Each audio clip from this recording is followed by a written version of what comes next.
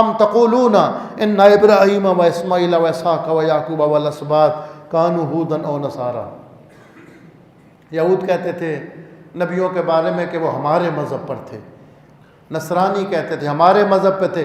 اللہ فرماتا ہے کہ تم یہ الزام ان پہ لگاتے ہو کہ وہ تمہارے مذہب پہ تھے۔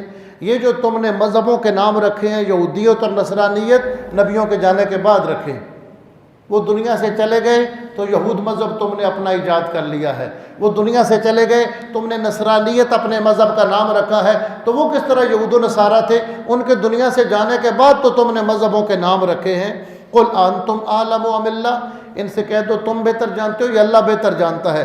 ومن اظلم ممن کتم شہادۃ عنده من اللہ، اس سے بڑا ظالم کون ہوگا اللہ کی طرف سے جس کے پاس گواہی ہو اور وہ اس گواہی کو چھپائے۔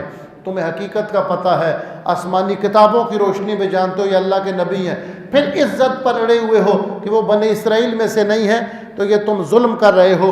وَمَا اللَّهُ بِغَافِلٍ عَمَّا تَعْمَلُونَ، اللہ تعالیٰ تمہارے اعمال سے لاپرواہ نہیں ہے، غافل نہیں، اللہ کو سب کچھ پتہ ہے تم کیا کر رہے ہو۔